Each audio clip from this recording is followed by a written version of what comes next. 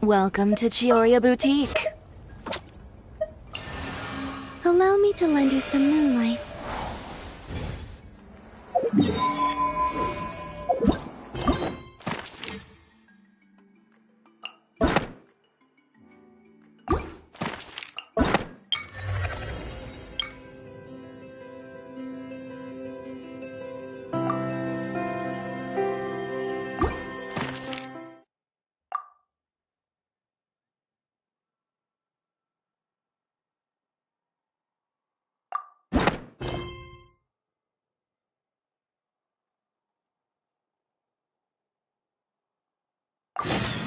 Huh? Where'd this letter in our bag come from? Could it just blow in on the breeze?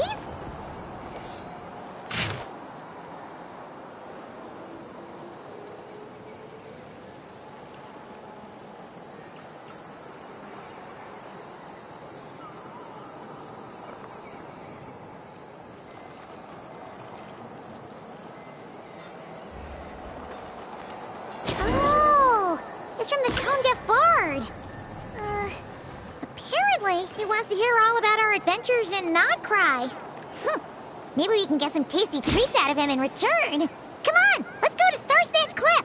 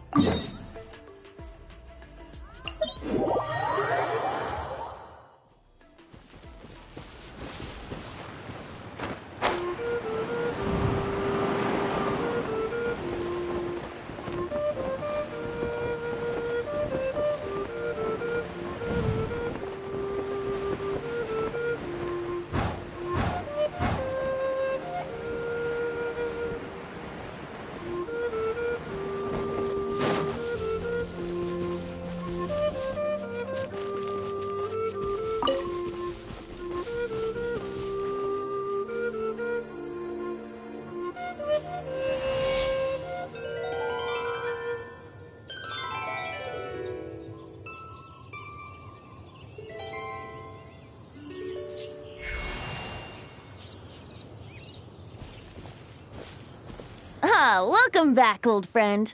And how should I be addressing you these days? The honorary knight of Mondstadt? The Tumaini of Natlan? Or the great hero of Nodcry?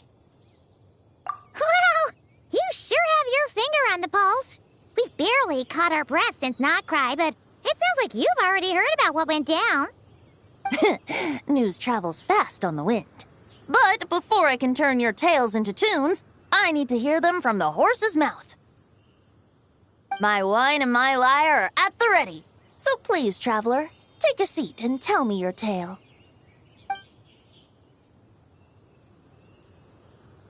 Amazing! Incredible! The Rapier of Solnari and the Doctor? Truly a tale for the ages! So I'm guessing the Wild Hunt is a thing of the past now that you've defeated the Rapier of Solnari? Seems that way. We were kind of focused on dealing with the Doctor, though. Well, that's good to hear. Hey, now that the Northern Abyss calamity is finally resolved, Varka must be getting ready for the triumphant return of his expedition, right? I haven't seen him in the longest time. He must have so many stories to share. Hooray! Paimon was wondering about that, too. He did call you Barbados. But weren't you still fast asleep back when he was in let's call it half asleep. I was resting my eyes in the Thousand Winds Temple one day when I heard a commotion outside.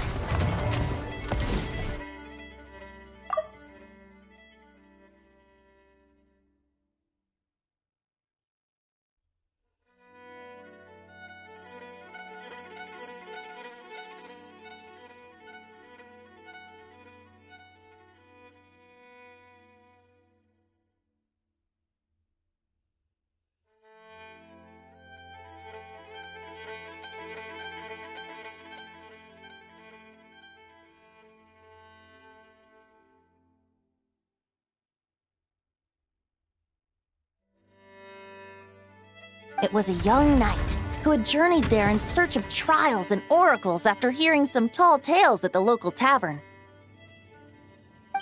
In fact, all that awaited him were moss-covered walls and an angry ruin guard. But he seemed completely unfazed, laughing heartily as he sent the ruin guard's missiles flying off into the horizons. Huh! They must have been making quite a racket if it was enough to wake up the tone-deaf bard. Yeah, it sounded kinda like...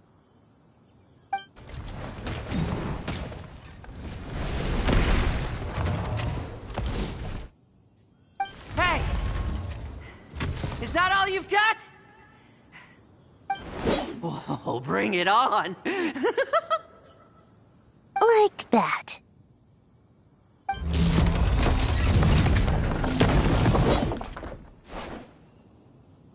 Giving up already? You're not half as tough as Varka said. A young knight of Favonius trekking out to the Thousand Winds Temple in search of adventure. Now there's a sight I haven't seen in a while.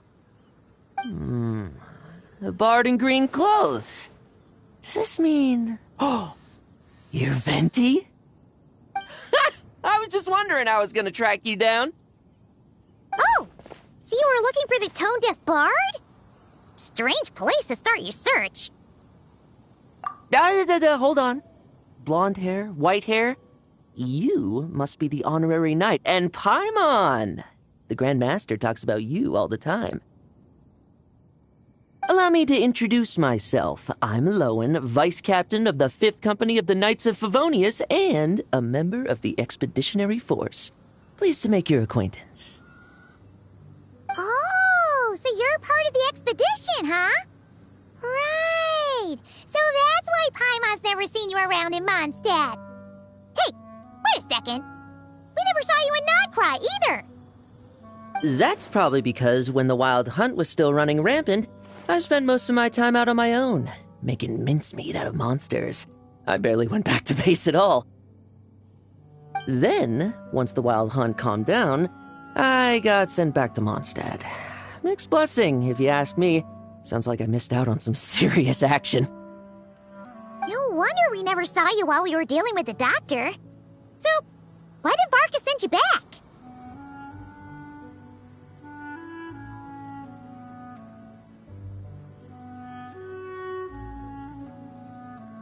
Deliver some letters. There's one for the Knights of Favonius, one for the church, another for the Dawn Winery, at least 10 of them in total. Jeez, how many people has he sent to deliver his mail now? Mika, Inefa, Lowen. He should just hire a full-time mailman already. In fact, he's earned himself a new nickname. Let's go with... Sir Writes-A-Lot.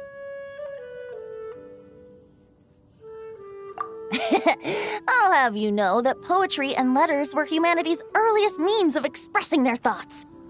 So, tone-deaf or not, I wear the title of Bard with pride. And I consider Sir Writes-A-Lot to be quite a compliment.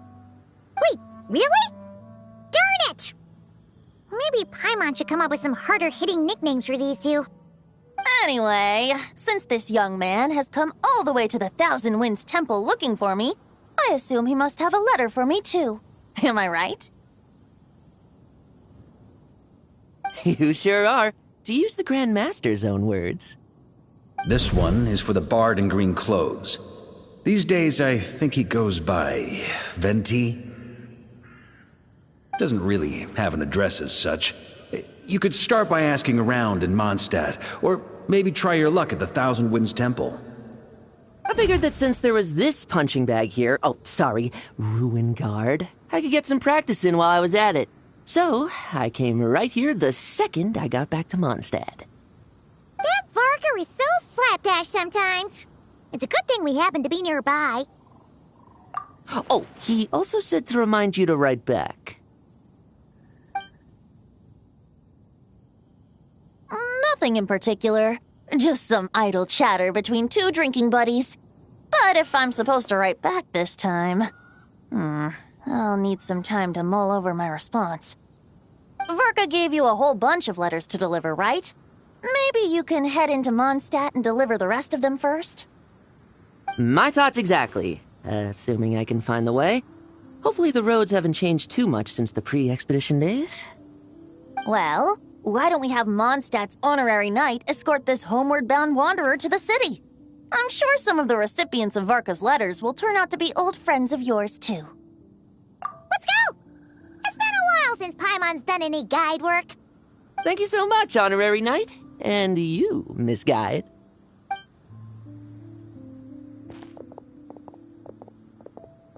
The Abyss. The Wild Hunt. Andreas. Get home safe, Varka.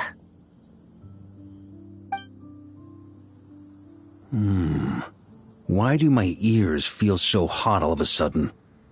Is someone talking about me?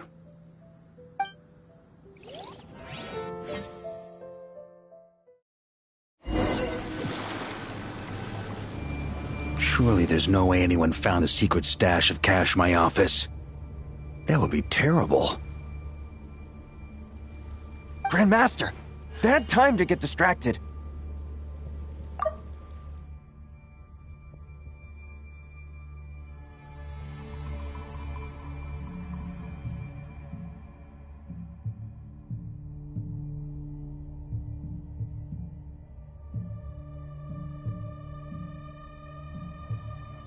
Watch out! Enemies approaching! Huh? Oh, it's just a few stragglers. They're no real threat to us. This expedition is almost over. We just need to deal with these final few targets, and then... we will make our triumphant return!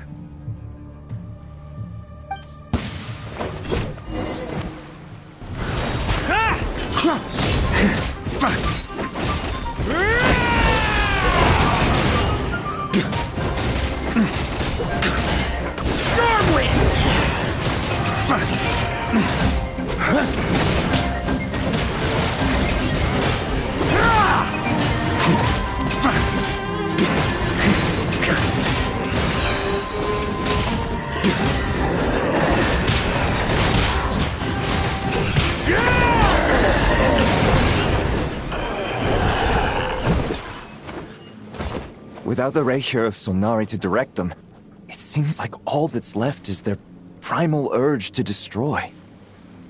If this is all that the Wild Hunt can muster now, surely the Lightkeepers of Nodcry will be able to deal with what's left. Just like I thought. What we should be wary of now is... Grandmaster, based on Lightkeeper intel and our own reconnaissance, one of the suspected targets should be just up ahead. Good. You know the drill. Stay here and stand guard. Leave the rest to me. Yes, Grandmaster!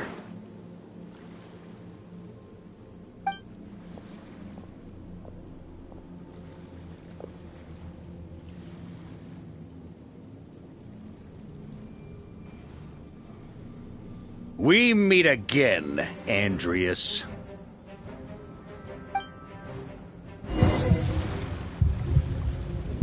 So, you've returned from Mondstadt. Don't you want to see what it looks like now? I was planning to take a look around there myself. Perhaps you could be my guide.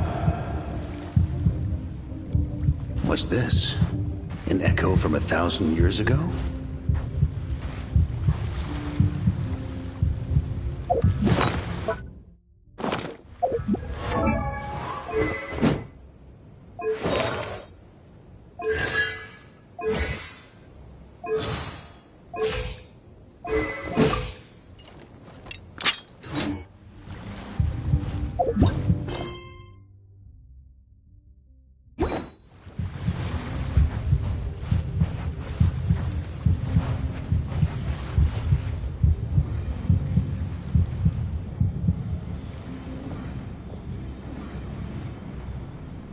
Everything seems normal so far. Here's hoping I'm just overthinking things. There are 2 other places to check. Maybe this will all go smoothly after all. It's your turn, my friend. Come, Andreas!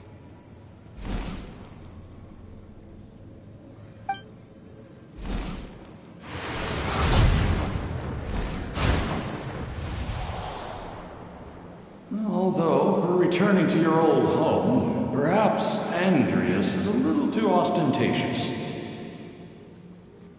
Might be better to go by...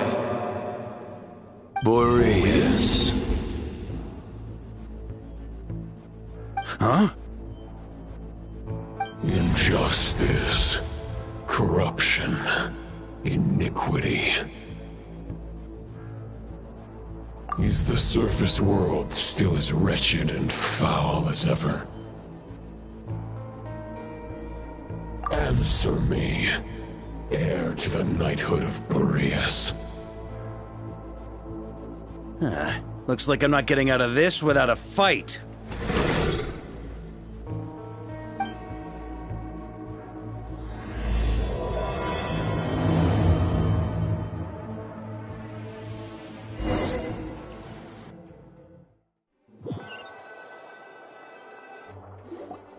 That's where things stand with the expedition. The victors will be returning home soon, so make sure to stock up on wine for the celebrations. P.S. I hope everyone's keeping up with their daily training.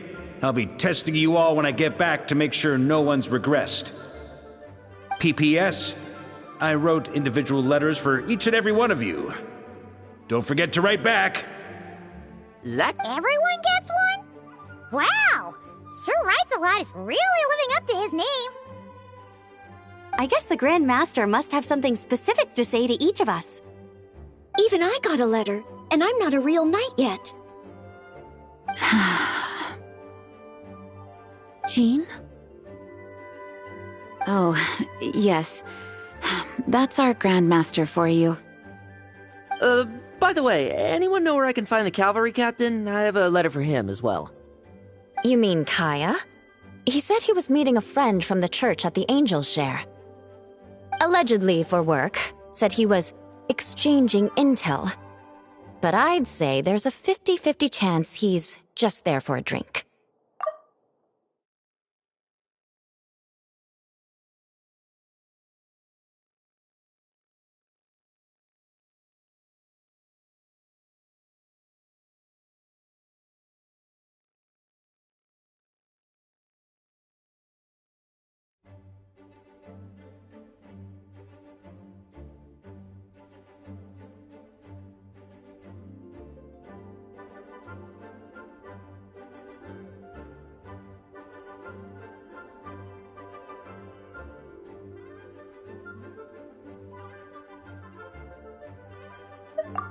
I'm bet there'll be lots of familiar faces there. How about we deliver Kaya's letter? And these are there too as well!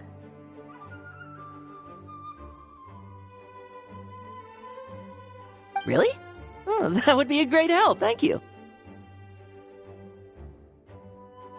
Our thanks to you too, Lowen. The other knights will help distribute the remaining letters. You've had a long journey. Please go get some rest. Great, but I won't be resting just yet. I have one last letter to deliver to Wolvendom. This one, I was planning on delivering personally. I heard that another challenger recently passed Boreas' trial. Well, with any luck, that wolf might be willing to reveal himself to me, too. Very well, but please remember to show respect to the local wolves. I will. Goodbye.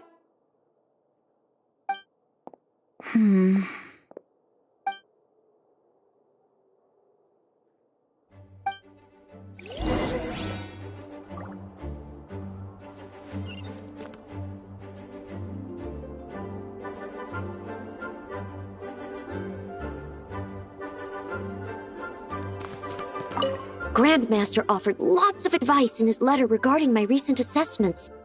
I didn't think he'd spare a thought for that kind of thing in the middle of an expedition.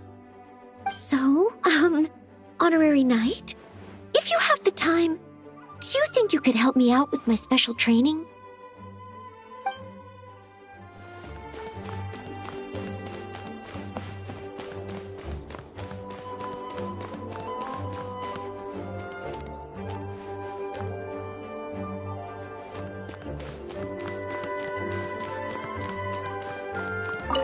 He wants to test me to see if my skills have regressed?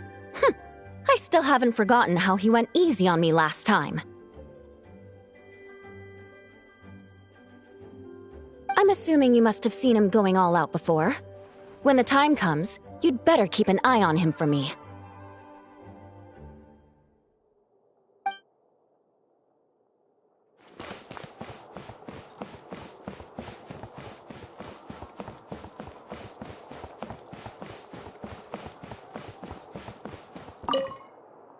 Ah, the Grand Master.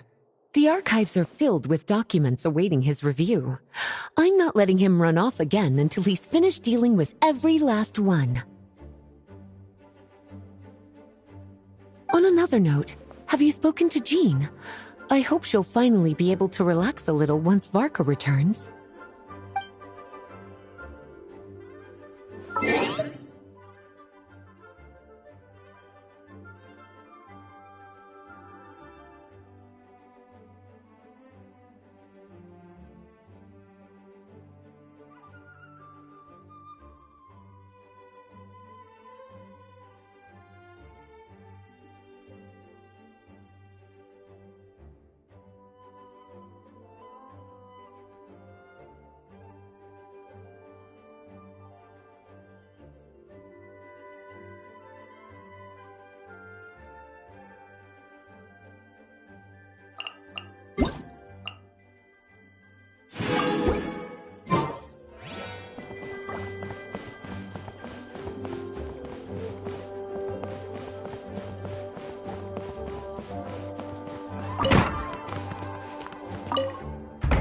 Okay, we'll deliver these letters to the Adventurers Guild and the Cat's Tail.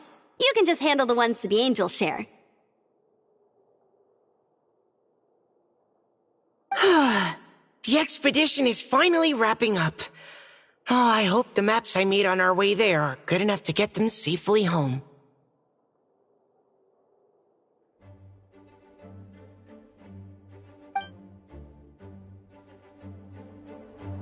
Please be quiet within the premises and refrain from making a racket.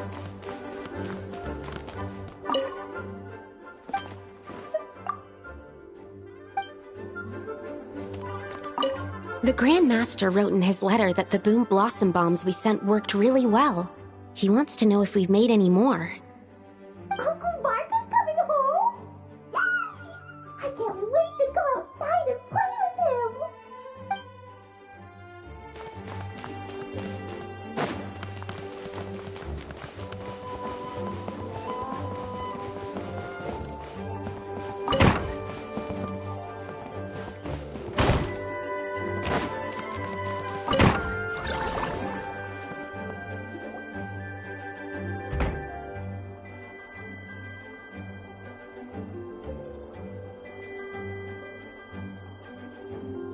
Honorary Knight, you're still here? Is it that obvious? Huh? But Varka's coming back. The situation in Nocrai is stable. Surely things are looking up. True. From what you and Lowen have told me, the expedition has indeed accomplished its strategic objectives. It seems that Mondstadt no longer faces any threat from the perils of the North, be they the Wild Hunt or the Doctor. And yet, for some reason, I can't help but recall something the Grandmaster said to me before he left.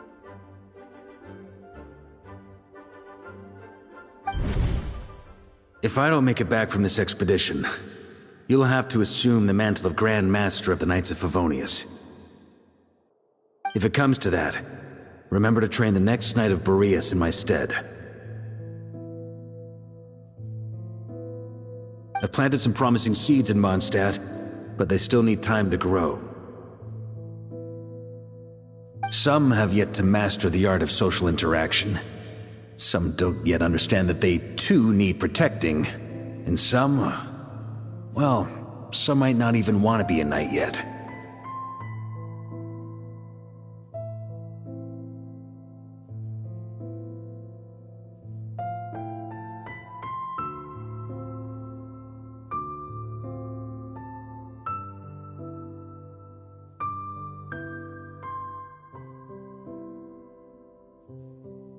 What's wrong? Well, there's no need to frown.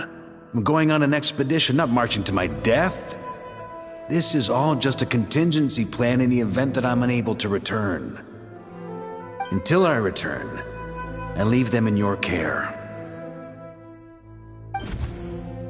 The lineage of the Knights of Boreas has nearly been extinguished twice in Mondstadt's history. The first wandering knight to claim the title arrived in Mondstadt 1,000 years ago, along with his wolf companion. He was as free as the wind. He left no succession plan behind. Even his name was lost to history. The title of Boreas could have disappeared from Mondstadt just as he did. But he had an informal disciple, a knight named Ravenwood, who admired the Knight of Boreas greatly. Ravenwood's valor and swordsmanship earned him the wolf spirit's recognition. When the old aristocracy tried to regain power, Ravenwood came once more to Mondstadt's defense. From then on, the title of Knight of Boreas was passed down from generation to generation within the Knights of Favonius. Wolf spirit? You mean that big blue wolf in Wolfenden? Correct. As you may already know, the Wolf of the North is the surviving spirit of an ancient god.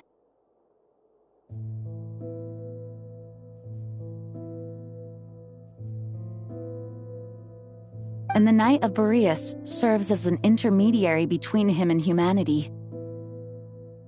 Lupus Boreas, who had never known what it meant to love, came to understand it through the journey with his human companion. In the end, he chose to allow his power to become one with the land. This was once a well-known tale in Mondstadt, but these days, few people are aware that the starting point of the Wolf King's journey was not Mondstadt, but Nodcry. Huh? The great Wolf King of the North came here from Nodcry. Although he doesn't like to speak of his past. In fact, he rarely shows himself to people at all nowadays. As such, this tale can only be found deep within the Knights of Favonius library. Even among the Knights of Favonius, few are aware of it. The Grand Master didn't disclose any concrete objectives before departing on his expedition. I couldn't help but wonder whether it might somehow be related to Nodcry's Wolf of the North. I kept my speculations to myself, however. Sharing them would only spread unwarranted suspicion toward the Four Winds among the people of Mondstadt. You experienced the turmoil caused by Dvalin the East Wind's actions for yourself. Surely you can understand my concern? No wonder Varka wasn't clear about his motives. Is that what he was worried about? Very possibly. He was probably also reserving judgment. Having heard about your experiences in Nodcry, I now suspect that the Grand Master hadn't yet ascertained the true identity of our enemy at that time. And as it turns out, the calamity born in the north wasn't an ancient god, but rather the Wild Hunt and the Doctor. I guess we were both jumping to conclusions. Yes, I completely agree. The tide can turn rapidly in times of battle. It's a leader's responsibility to prepare for every possible contingency. Even if his contingency plan never needs to be put into action, I'm sure the Grand Master is relieved to know that it's in place.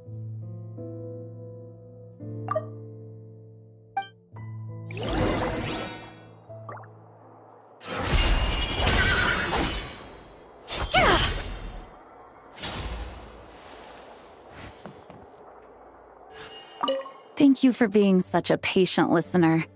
I feel much more settled after talking with you. If you have any spare time, would you mind stopping off to say hello to the other knights? I'm sure they have all missed our honorary knight just as much as I have.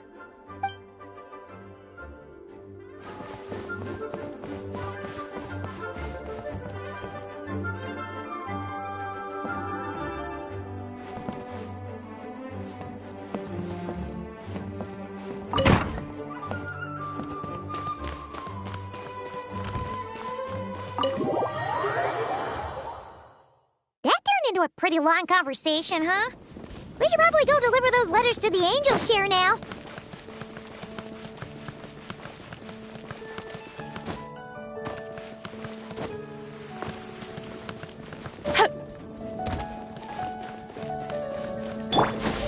Skyward! Scatter!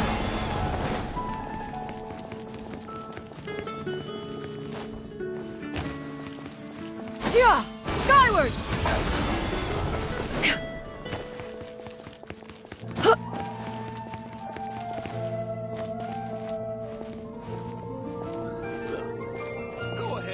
Some new pieces from the show. Come in. Yeah. Scatter. Nothing special today at Angel Share.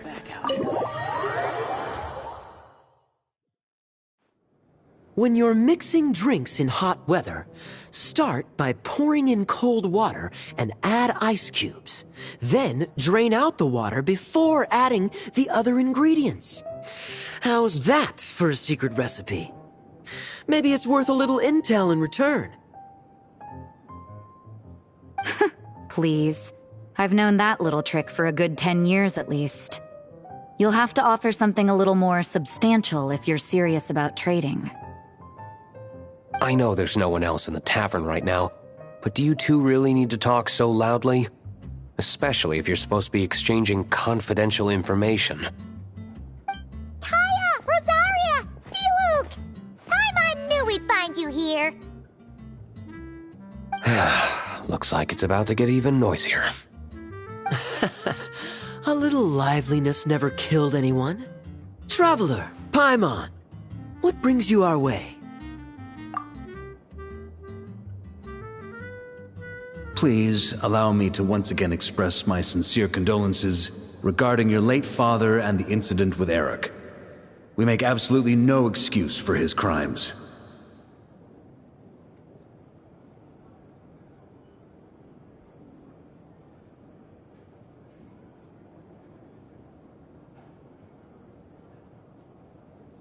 I hope you will give some serious consideration to the question I asked you before I left, though I'm sure you're tired of hearing me ask by now. The Knights of Favonius will always welcome you.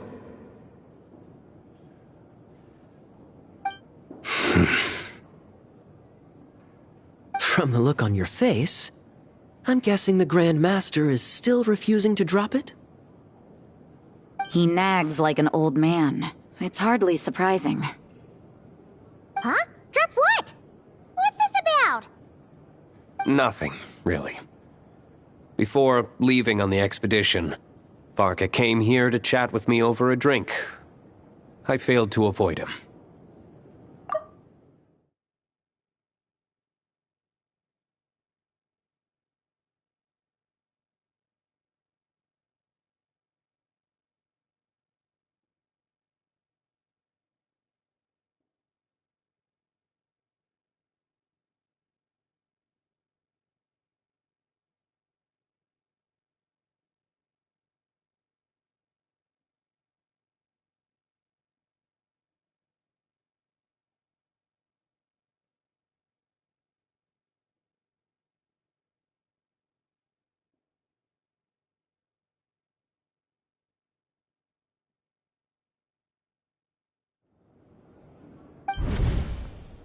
He, asked me if I'd consider rejoining the Knights of Favonius, and I declined.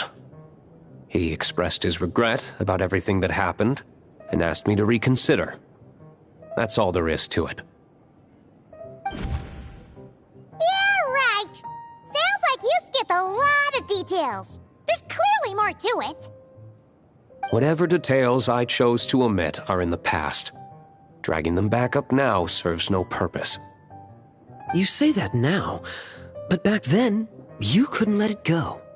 You and the Knights of Favonius were constantly at odds. I wasn't seeing the full picture. I've had a lot of time to reflect since then. But my answer remains unchanged. I'm not rejoining the Knights of Favonius. Both the Grandmaster and the acting Grandmaster are too upright and honorable. I can't see the shadows that lurk beneath them due to the size of the organization they lead. They need someone on the outside to keep watch vigilantly. If I had a Mora for every time I've heard you repeat that argument. I actually don't disagree with the first part of what you said, but don't you think someone can keep tabs on things from the inside? When you join an organization, you're bound by its rules, no matter how free it may seem on the surface. You think so? Never mind the Knights. Have you honestly ever been bound by the rules of the Church? Good question. Have you considered that maybe that's why I chose to join the Church and not the Knights to begin with? Are they arguing or not? It's kind of hard to tell. Oh, kind of like the contingencies Jean was talking about. The more ways they have to protect their home, the better. Huh? Traveler?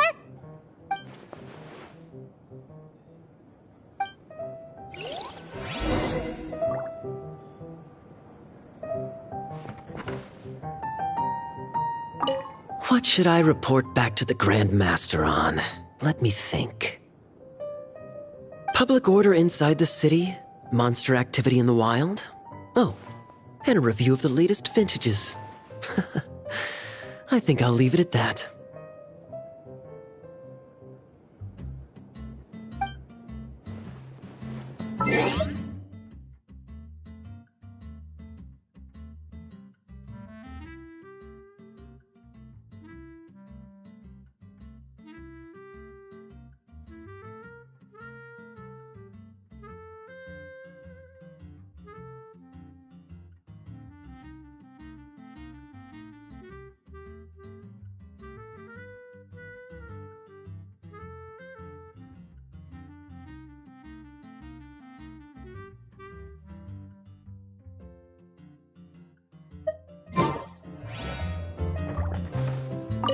My reply won't be a long one, as usual.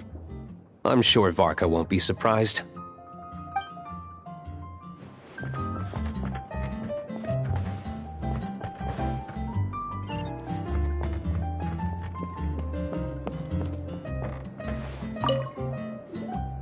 If you hadn't had to deliver that guy's mail, you wouldn't have been subjected to all this tedious arguing. When I write back, I'll tell him to quit making trouble for other people.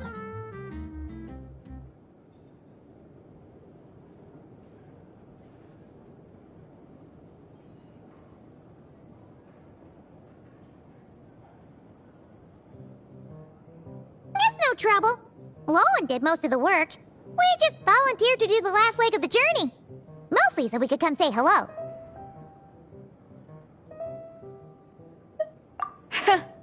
So you see what's really going on here? All three of us fell for that old rascal's scheme far too readily. Huh? Scheme? What do you mean? Was Varka lying in his letters then? No. While I'm sure Varka knows full well that Diluc would never agree to rejoin the Knights, I believe the sentiments he expressed were genuine, as was his offer to welcome Diluc back. There are people like Kaya and I, and then there are those who are true champions of justice to the core. Those people are the most susceptible to being driven to extremes by great upheaval. It's happened in Mondstadt before.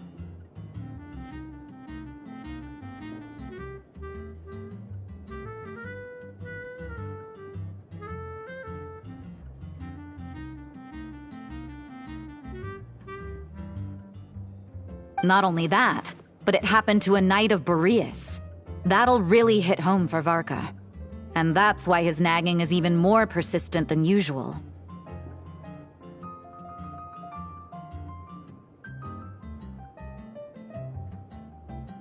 Yeah. So no one's told you this before? The lineage of the Knights of Boreas has nearly been extinguished twice in history. The first was at its inception. The second was the case I was alluding to. Oh! Wasn't Jean telling us about this? Wait, and then we got caught up talking about the expedition, and we never got around to the second time. I happened to hear about it from Varka once when he was drinking and started yammering on. The second crisis in the Knights of Boreas lineage. It was 500 years ago. Although the Knights of Boreas are meant to be intermediaries between humans and wolves, in practice, very few of them have been truly recognized by Lupus Boreas over the past millennium.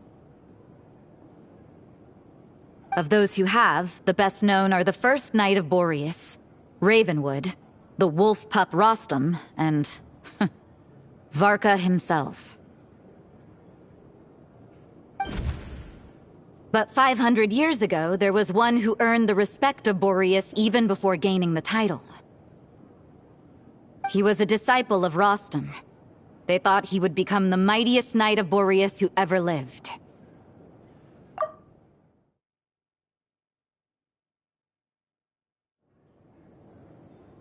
He was the perfect knight. Righteous, principled. His name was Roland, the blood-stained knight. Yikes! Bloodstained Knight? That sounds a little ominous. Well, apparently his original title was the White Knight. But he lost countless comrades during the Abyssal Calamity 500 years ago, including his tutor and mentor, Rostam.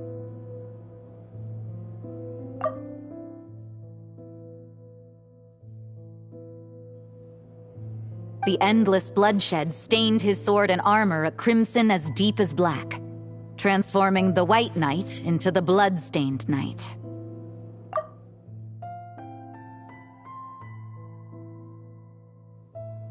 After that, he threw himself completely into battling monsters, leaving Mondstadt and the Knights of Favonius behind.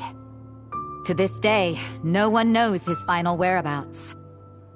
It's hard to say whether the loss of an important figure in his life is what drove him to the point of obsession, or whether he was already too far gone to save. But had he known that the Knights of Favonius would always welcome him back, perhaps things would have turned out differently. So if you want my opinion, the reason why Varka keeps asking Diluc to rejoin, despite knowing that he'll never say yes, is to let him know you're not alone.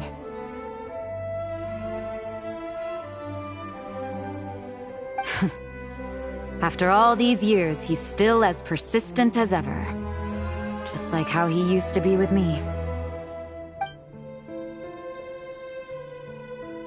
Huh. Turns out Varka's a lot more thoughtful than he lets on.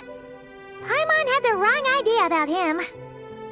Anyway, there's still something about this whole Boreas business that Paimon isn't really getting.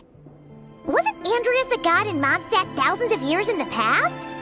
If so, why did Jean say that Boreas and the Wandering Knight only arrived here just 1,000 years ago? Plus, Paimon's super curious about what happened to Roland.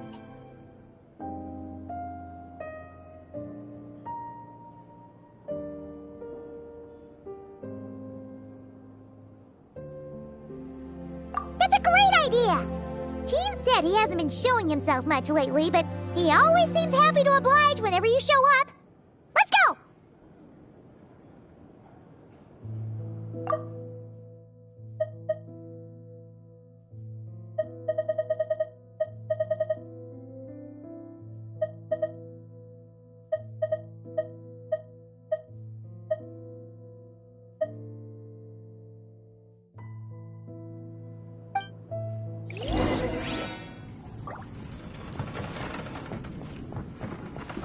What should I report back to the Grand Map? Public order inside the city? Monster activity in the wild?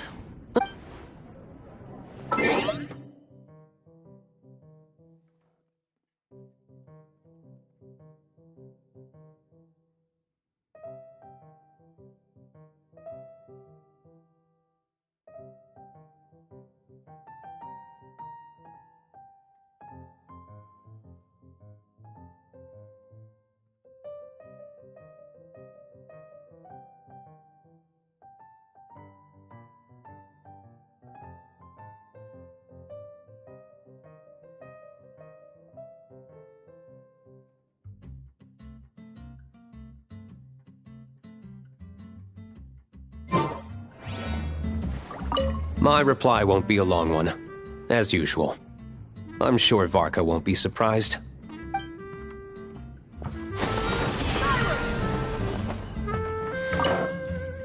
Let me guess. You're heading to Wolvendom next? Say hi to Razor for me. Oh, but I'm not helping him write his response to Varka. He needs to learn to be independent.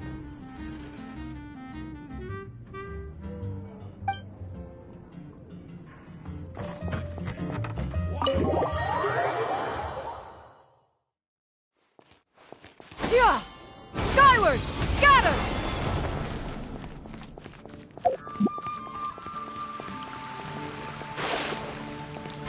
Skyward!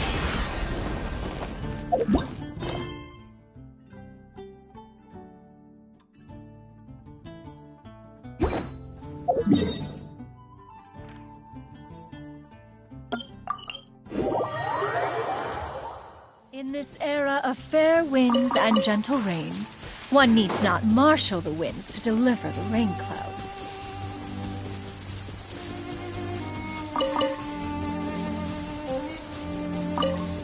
Yeah! Scatter!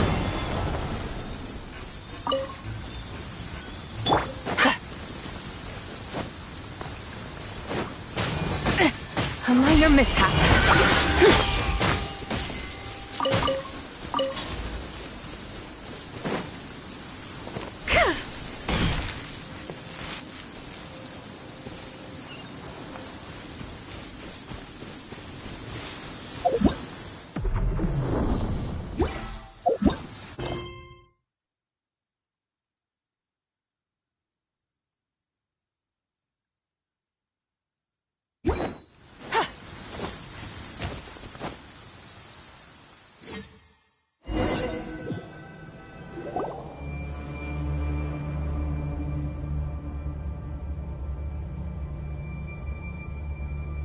What's going on here? Was Wolvendom always like this? Paimon has a bad feeling about this. The Wild Hunt? What are they doing here? Watch out!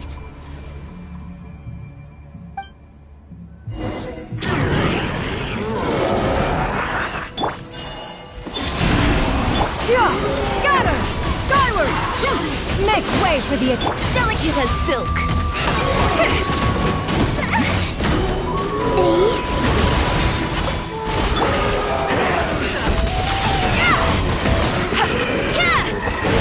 Sky's clear. The blade moves time.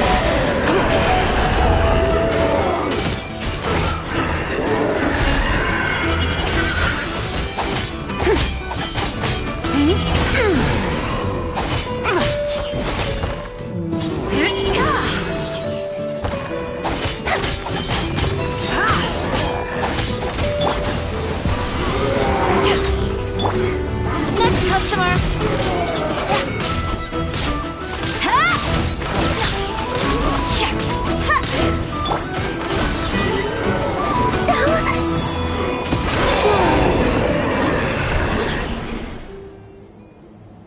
Oh, are you alright? Oh no, what now? There better not be more Wild Hunt monsters!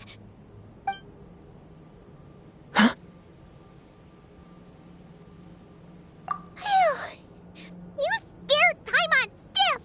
She thought you were... Stop right there! Answer me this. The 2 letters I gave you, who are they for? 2 letters? Wasn't it 3? Okay.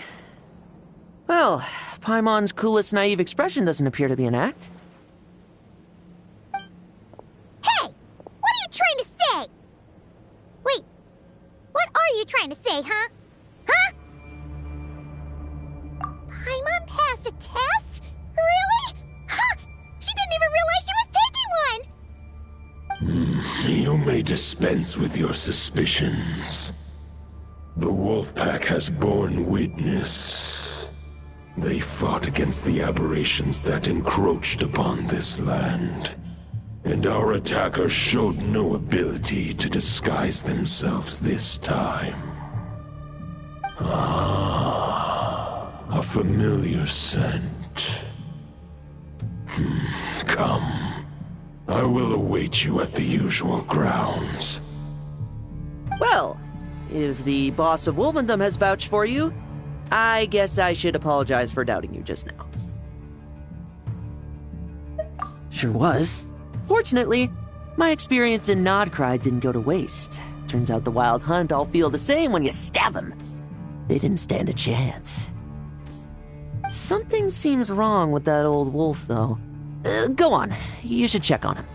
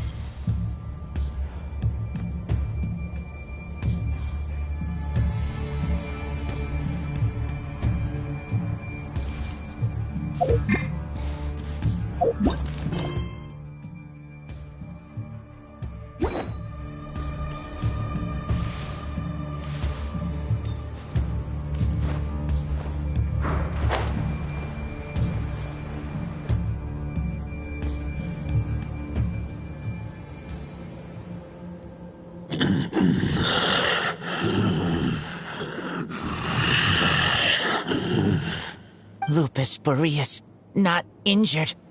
Why so weak? Am I not strong enough?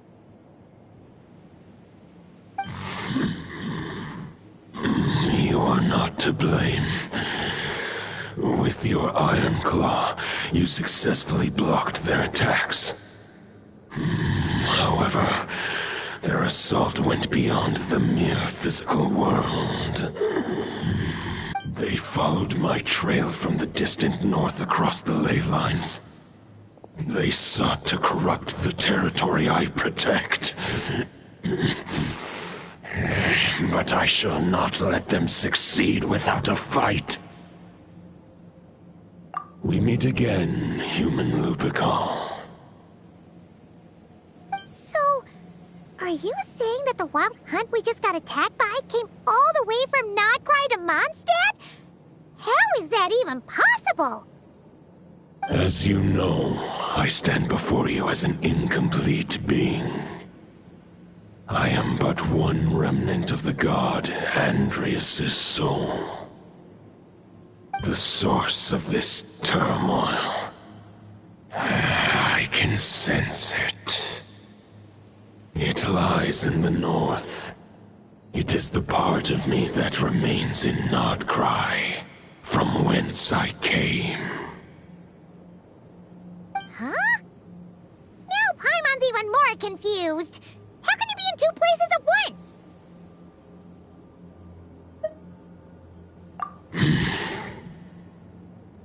For many gods, housing a part of their soul within an object is no difficult feat. But those who can perform such delicate partitions as this are rare, even among the gods.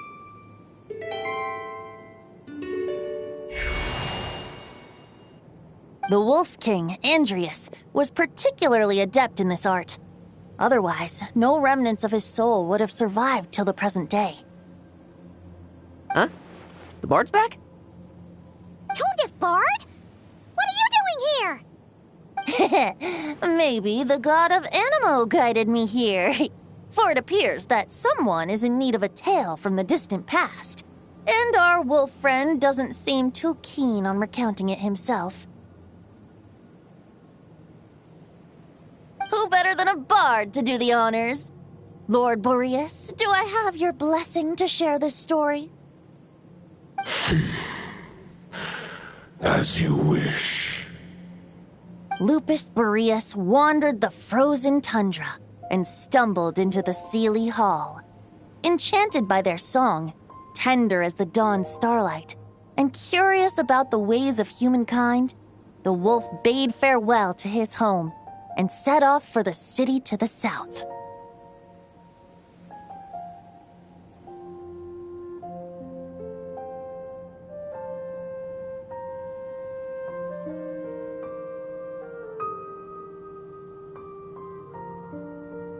As the high tower crumbled and the fierce winds fell silent, Lupus Boreas, who once had hunted with the storm winds himself, looked within and inquired, was the shelter he provided for humanity really any different from that given by the reclusive king in his tower?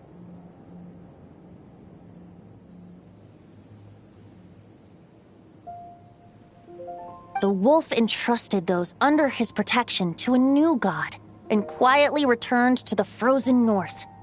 There, in a palace long since abandoned by its former master, the great wolf closed his eyes and slept. 500 bitter winters passed, then 500 equally frigid springs. He slumbered undisturbed until a night stumbled in from the cold, just as Lupus Boreas had once done at the Seelie Hall, and awoke him at long last.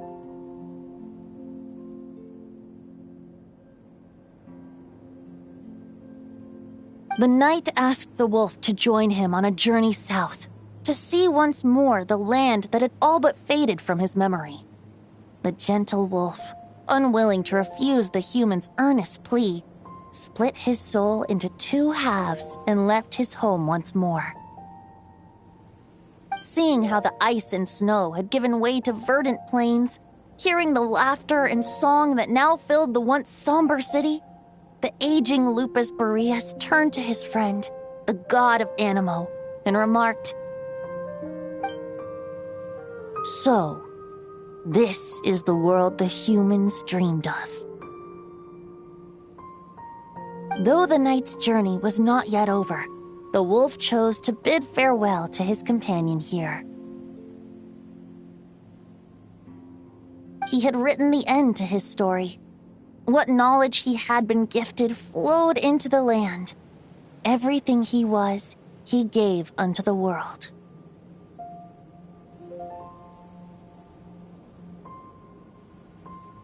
Well, that's how a bard would tell the tale. Lord Boreas, is there anything you'd like to add? There is no need for you to ask that question. So that's what happened. You returned to Mondstadt with that knight 1,000 years ago, and then, for the sake of the new Mondstadt, you... You need not feel remorse on my account.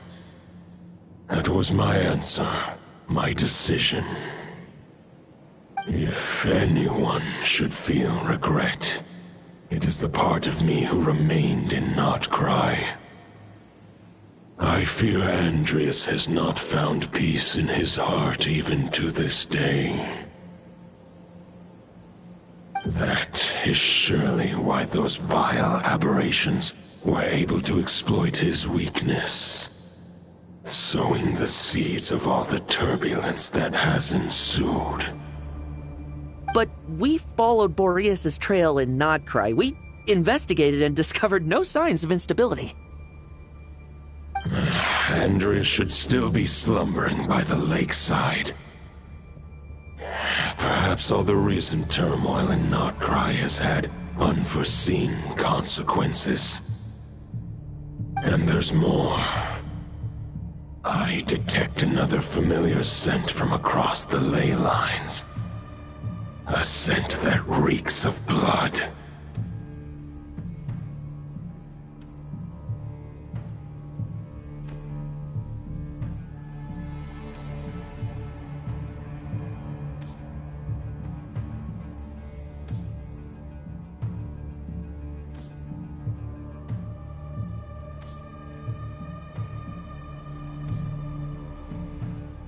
Oh, the White Knight who became the Bloodstained Knight? The mightiest knight of Boreas? But wasn't he from 500 years ago? You think he's immortal or something? I remember him as just a man. His lifespan should be no longer than any other of his kind. But before he severed his connection to Boreas, his final destination, it was the ancient kingdom of Conria, as you call it. Beyond that, I know not if he lived or died.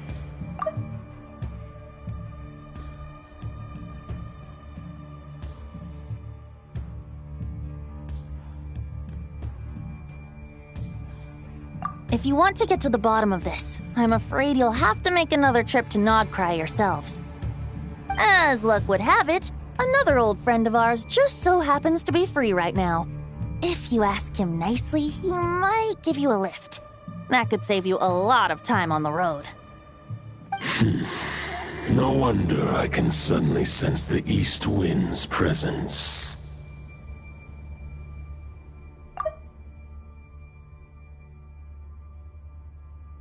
If even Mondstadt has been affected by the fallout, Nodcry must be in real trouble by now. I hope Varka can handle it. Varka? Is he in danger? I believe too many passengers would slow our dear friend down. I fear he only has room to carry one person, along with perhaps a diminutive companion. All right. Wish it could be me, but I accept that we should send our strongest warrior to fight Nodcry's battles. I'll stay here and deal with any wild hunt that try harassing Mondstadt. It'll be a good chance to try out some new moves. I stay in Mondstadt too. With Traveler's help, Varka will be safe. Razor, give me your iron claw.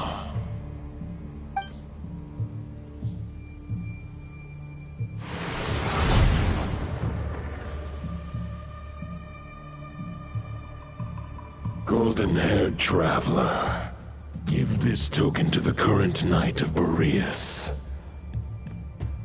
It is a wolf spirit. It contains my power and thoughts. Though I have given him a piece before, this should bring him new strength.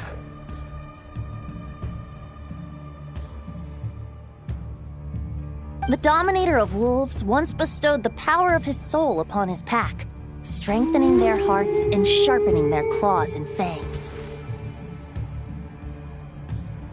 But human hearts and flesh cannot bear the soul of a wolf directly. It would be akin to forcefully merging a human and a wolf into one being. They would descend into chaos.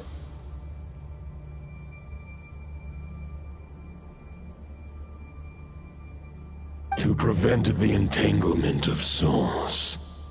The most I can do is temporarily house my power and thoughts within claws and fangs wrought of steel.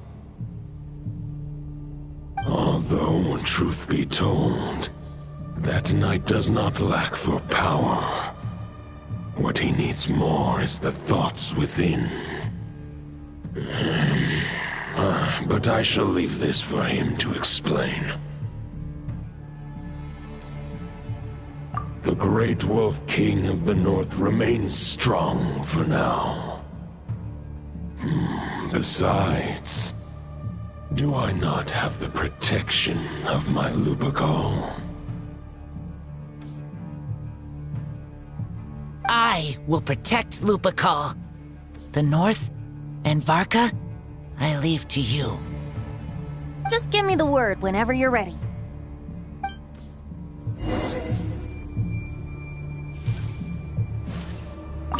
I can read Varka's letter. I will try my best to write a reply. A wolf's claws make poor instruments for writing human words. But that token will suffice to convey my thoughts.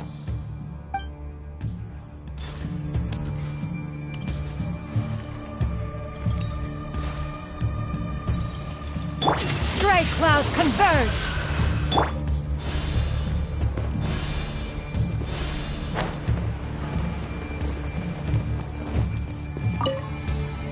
I sure didn't expect my experience fighting the wild-hunted Nodcry to come in handy back here in Mondstadt.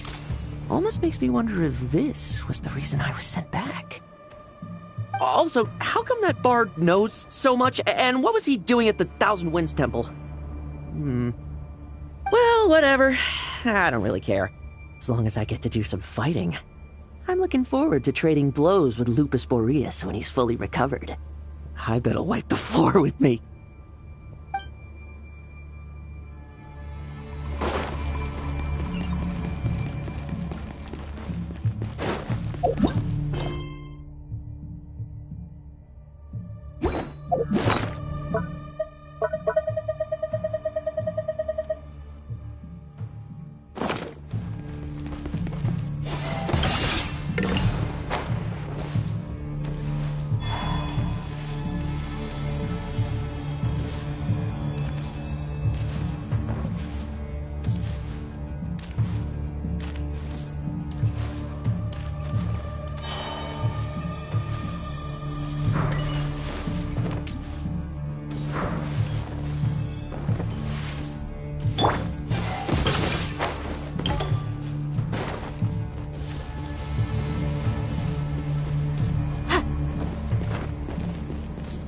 Yeah!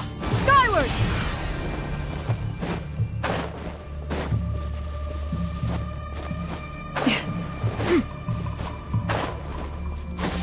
Skyward! Scatter!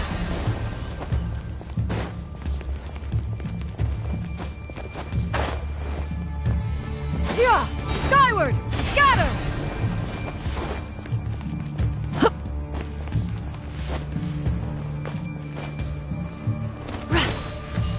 Yeah!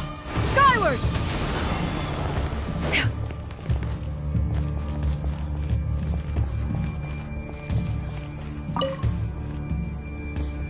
Any questions before you set off? Better ask now. You'll probably have to hit the ground running when you get to Nodcry. The root of this turmoil lies with the remnant soul that Andrius, dominator of wolves and god of the North Wind, left in Nodcry.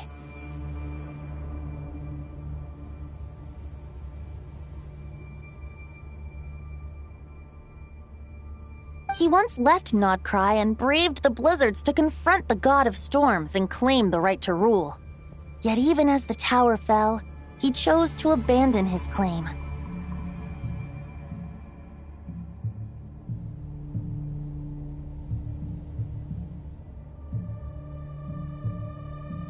Instead, he returned to the north and slumbered for 1,000 years before finally journeying back, under the name of Boreas, with the first knight of Boreas to witness the new face of Mondstadt.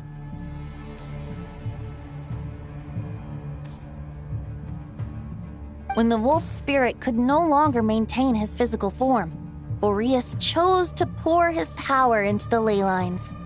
With that, he became the North Wind of Mondstadt, as he is still known to this day. Any questions before you set off? Better ask now.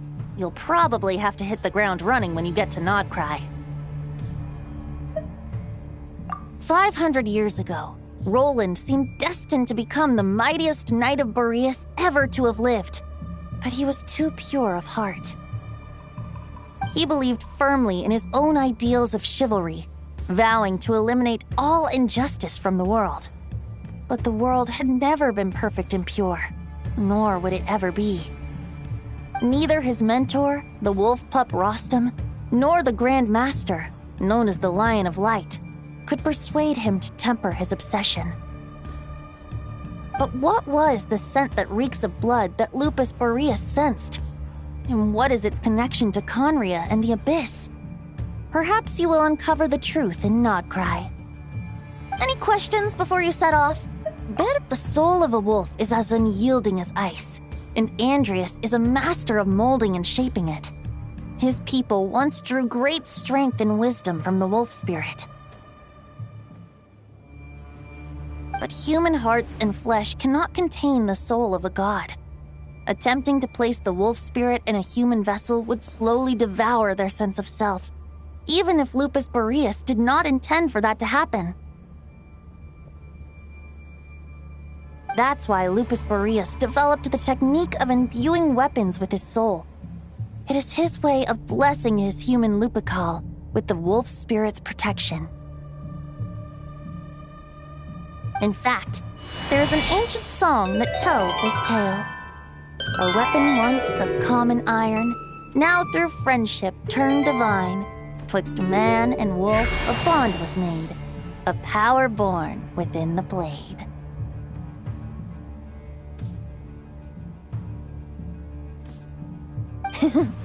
As much as he might claim not to accept humans, his actions sing a different tune. Oh, but keep that little observation between us, will you? Any questions before you set off? Better ask now. You'll probably have to hit the ground running when you get to Nodcry. All right, over to you, Dvalin!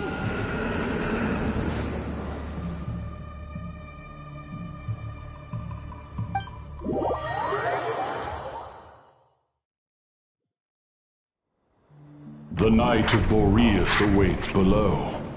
We must part ways here. Barbatos and I have other plans. We will meet you again later. Alright! Hey, wait! How are we getting down?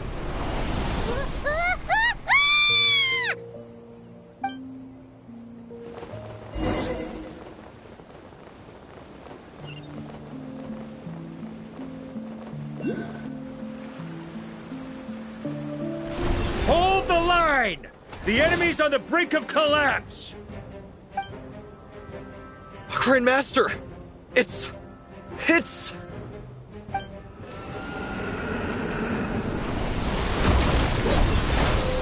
Haha! Reinforcements! It's about time! And I'm on too!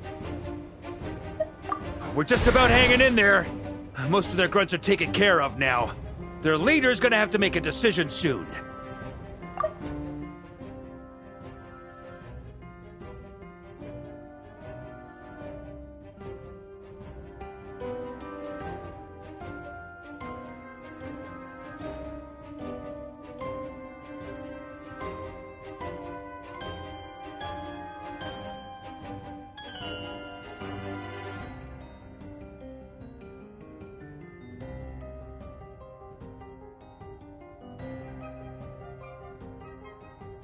Fight or flight? What will it be, mightiest knight of Boreas? As expected, this hastily summoned Wild Hunt horde is nothing but a disorganized rabble. A mere shadow of the forces gathered by the Rehir of Solnari.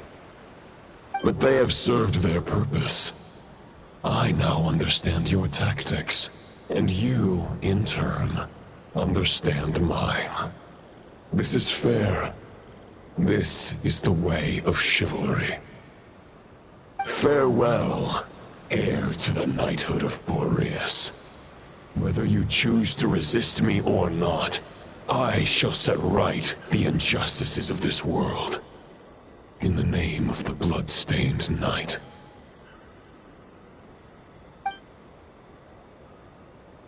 Guess they're retreating for now. So that Wolf of the North lookalike, that was Andreas? But why would he be leading the wild hunt? And why was he talking about the bloodstained knight? Ugh, forget that. We can save the details for later. He was the enemy boss, right? Are we just gonna let him get away? Ah, there's no point chasing after him. We've crossed blades already, and it ended in a stalemate. Right now, there's nothing we could do about him. True. We're still not certain of his true identity, but whether he's a god corrupted by the Abyss or a legendary knight...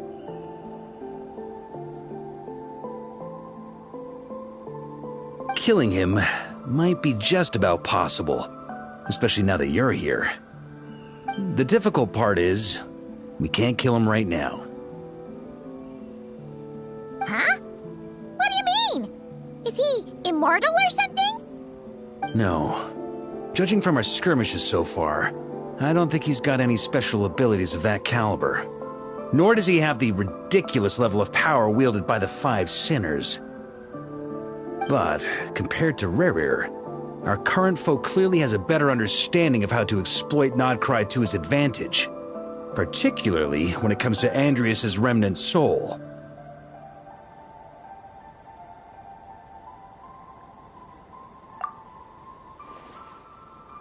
Exactly.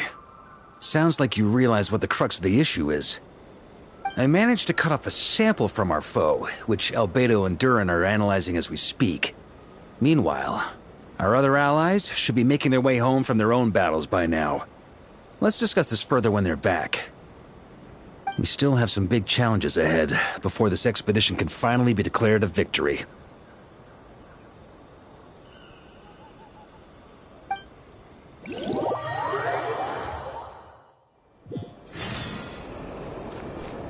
Yeah! Skyward! Scatter!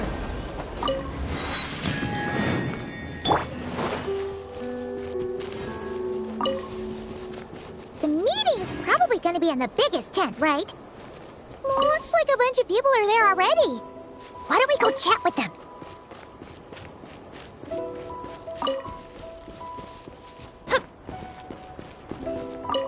Hey, good to see you again.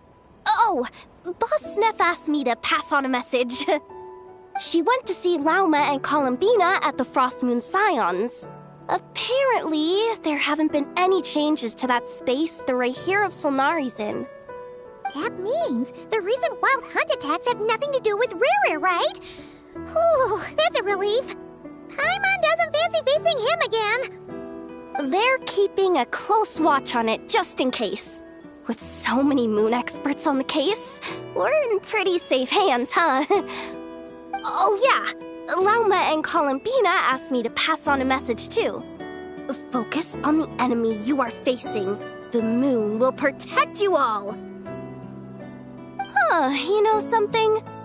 These Knights of Favonius are paying me a pretty nice sum to deliver a few simple messages. Oh, Varka's a generous guy.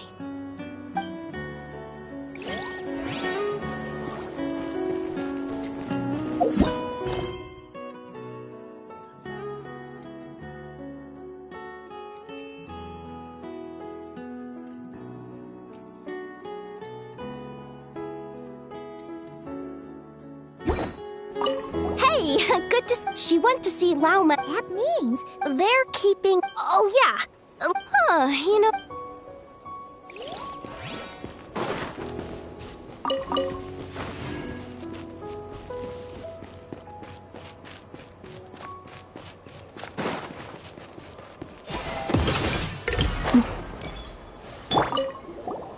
Short distance propulsion module on cooldown. 15 minutes until next departure. Switching to chat mode. Hello there, Paimon, traveler.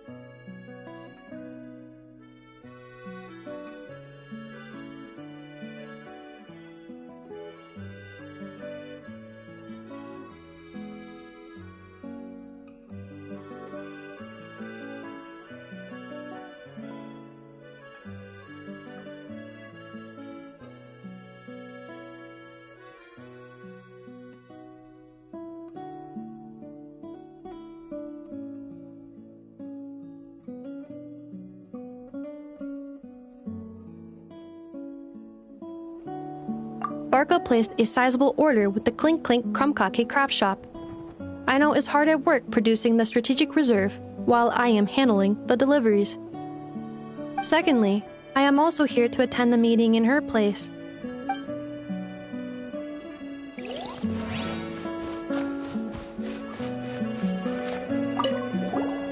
Huh? Friends! Paimon thought the Lightkeeper's rep would be Itlua or Nikita. You're quite right.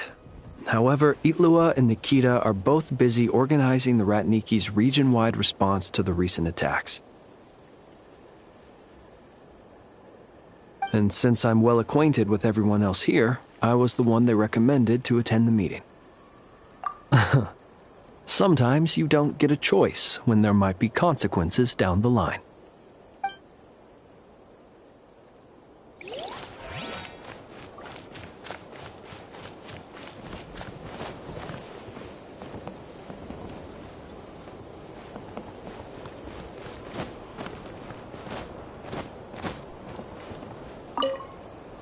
Hey, Honorary Knight.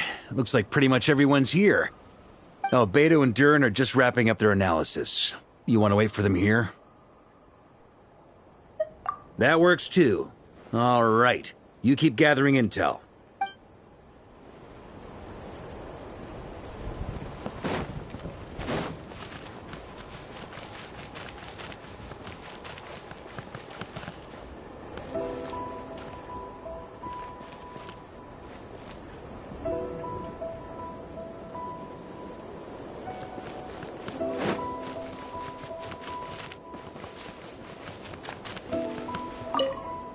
Hey, Honorary Knight. Looks like pretty much everyone's here. Albedo and Durin are just wrapping up their analysis. You want to wait for them here? Great. While we're waiting, could you update me on the situation in Mondstadt?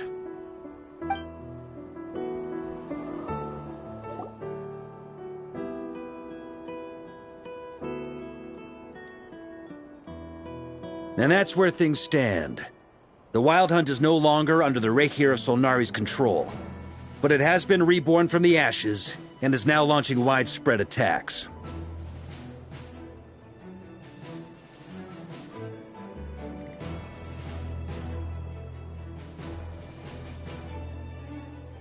Intel from the Frost Moon Scions and the Curatorium of Secrets corroborates this. No disturbances have been detected in the space where Rere resides. What we are facing here is a completely new foe. Summarizing current situation. To confirm, The present leader of the Wild Hunt is the creature resembling a wolf. Andrius, god of the North Wind.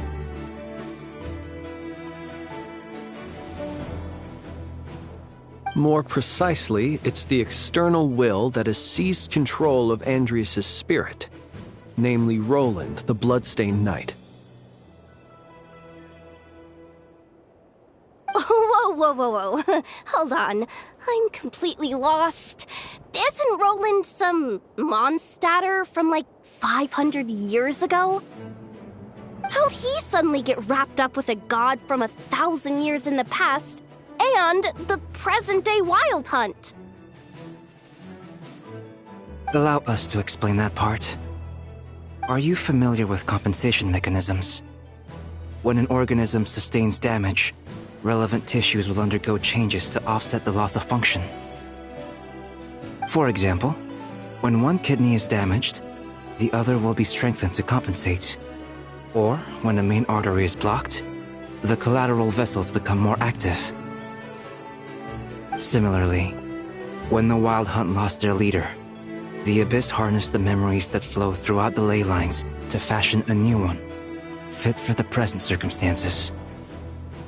That new leader is a mirror image of Roland, the Bloodstained Knight. Right.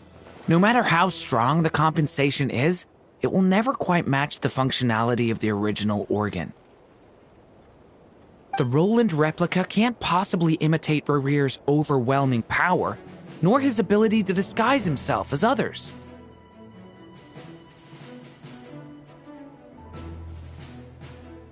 So, the Abyss made use of the connection between Roland and Boreas to compensate for this lack of power. The replica corrupted and took control of Andrius as he slumbered by the bank of Amsvartnir, ultimately manifesting as the giant beast that you all witnessed.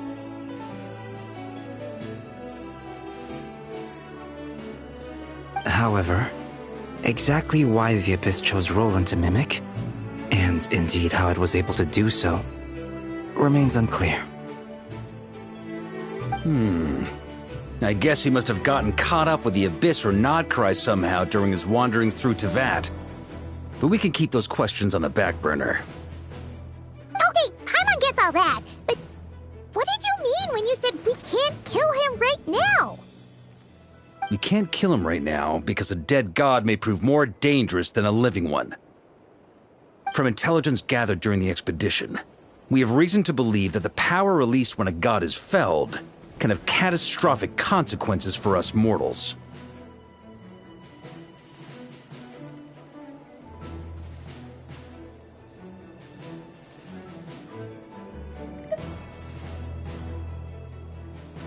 Worse still, the wrath that remains after a god's passing becomes a source of endless turmoil.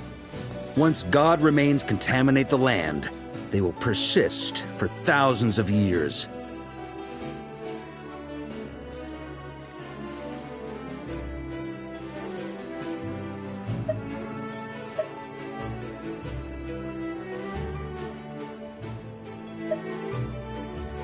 This land has already been ravaged by the Wild Hunt. If we add god remains to the mix, it'd be like adding salt to an open wound, placing everyone who lives here in perilous danger. Query. While I can indeed find records of disasters caused by god remains in my database, there also appear to be cases of gods dying naturally with no ill effects. In that land, the passing of the Pyro-Archon's flame is a common occurrence throughout history, and even the part of Andrius who remains in Mondstadt has experienced death once before, has he not?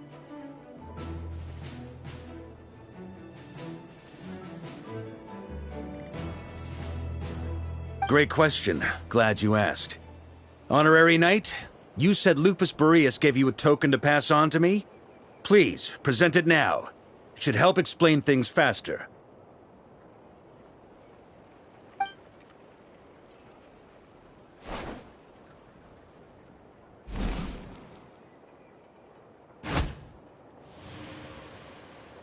Come forth, Boreas! This form has come to the end of its time. I'm afraid I can accompany you no further on your journey. My soul will fall into silence, and my power will flow into the ley lines of this land. Perhaps this is all that a wolf can hope to do for humankind.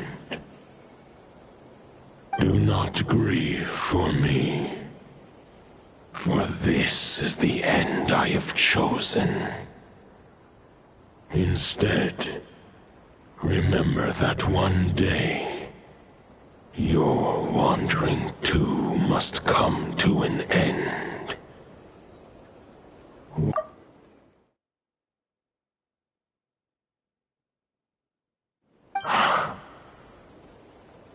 A final wish before I slumber.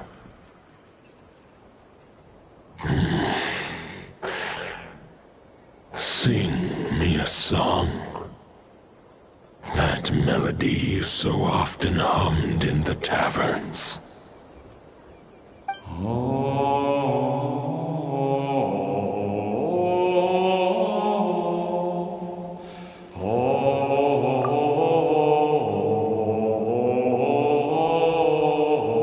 You saw it too. You must have keen powers of perception. Not that it surprises me. That was Boreas's final thoughts before merging with the ley lines. It's the reason Mondstadt remains unharmed by his god remains. In his final moments, he made a choice to give everything he was to the ley lines. All to protect Mondstadt from harm. Sounds like Andrea spent thousands of years searching for his place in the world, too. Yes. And now our task is to return the answer he found, the decision he made, to Andrias' heart.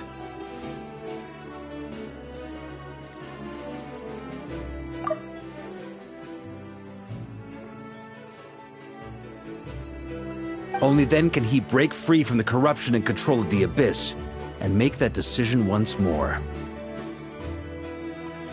I see. I would say that planting thoughts inside the mind of a god sounds a little far-fetched, but since it was his own wish to begin with, it sounds feasible to me. Wait, we already have a perfect solution? Then why are we even having this meeting? Let's go do this thing! Ha ha ha. If only it were that simple. Unfortunately, this one thought alone is unlikely to be powerful enough to break through the Abyss's control and reach Andrias' heart. We need to find a way to make the thought within this sword stronger and more resilient.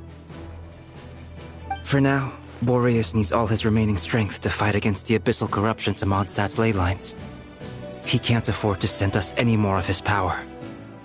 However, since his form was unstable during his journey with the first night of Boreas, many wolf spirit fragments were left behind along the way. If we can collect those fragments, we can use them to strengthen the decision to merge with the ley lines. So we need to retrace his steps and look for random fragments? But they could be anywhere between Nodcry and Mondstadt. It'll be like looking for a needle in a haystack.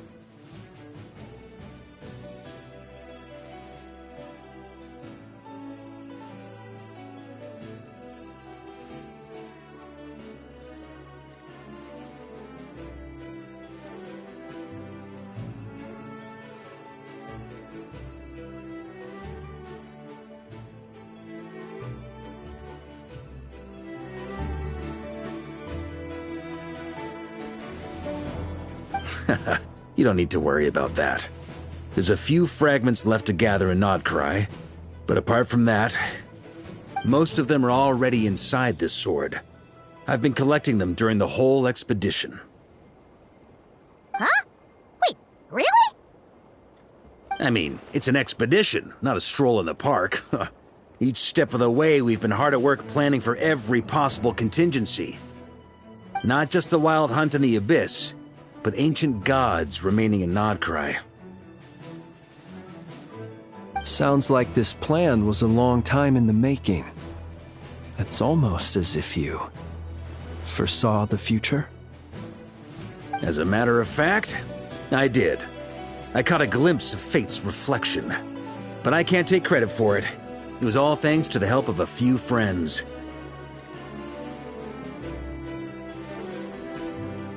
Still, all I foresaw was that an abyssal calamity was brewing in the north. Had I known more, we could have saved a lot of energy.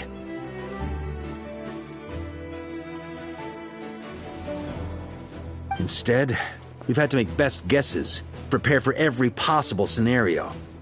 If all that preparation went to waste, all the better for it. But anything that proved useful, we knew we'd be grateful for down the line.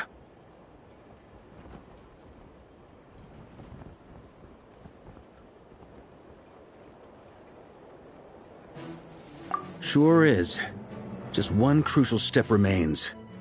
We need to gather the last few wolf spirit fragments scattered around Nodcry, and use them to make the thought within this sword as strong as it could possibly be.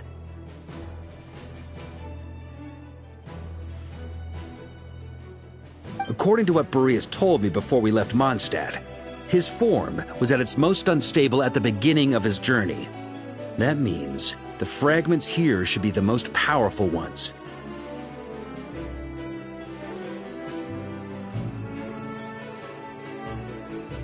But of course, we've been tied up fighting battles since the day we set foot in Nodcry. First with the Wild Hunt, then with the Doctor. So, it wasn't until recently that we were finally able to confirm the status of the Wolf Spirit fragments. We now know there are 3 left to find. Okay, so 3 more mini expeditions to go. I managed to gather 1 fragment before Roland reappeared. I also have a confirmed location for the second, which I'll take care of in short order. As for the 3rd fragment, we've identified a general search area to focus on, but we'll need all hands on deck to pinpoint the exact location.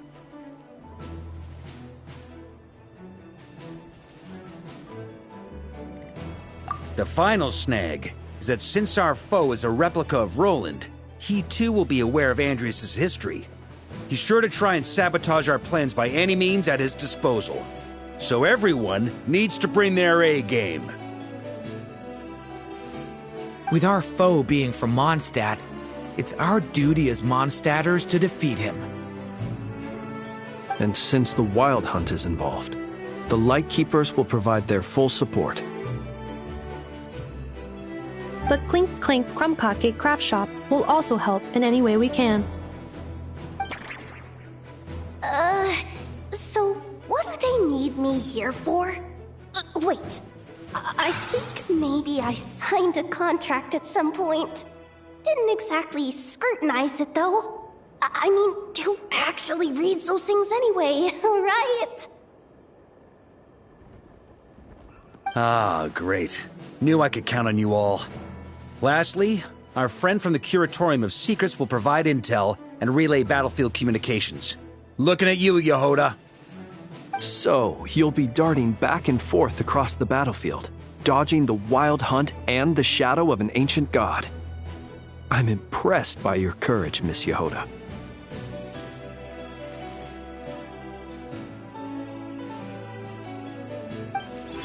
Rating for Yehoda updated. Higher quality ingredients will be used to prepare your future meals. Darn it! I should have known this payday wouldn't come that easy. I'll deal with the second Wolf Spirit fragment, which we already know the location of. The moment you make any progress with Fragment 3, be sure to give me an update. Traveler, could you join me in retrieving Fragment 2? I have a feeling that your unique constitution might come in handy. All right, time is of the essence. Let's move out, people. Dismissed!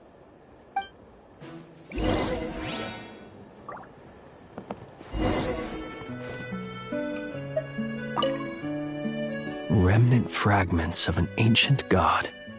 Thoughts stored inside a blade. Maybe I'm overthinking this, but I suspect there is more to Mr. Varka's plan than what he's revealed to us so far.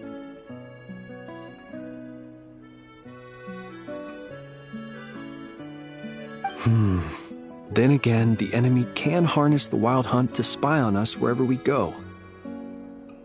As our commander, I'm sure he has his reasons for choosing not to tell us everything.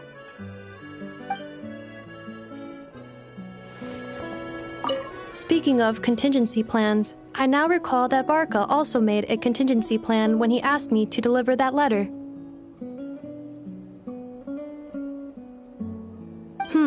Perhaps I should ask Aino to prepare some additional backup modules for me.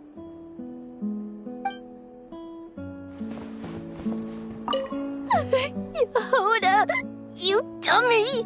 You took the stupid job of your own free will! Oh, crying isn't gonna get you out of it!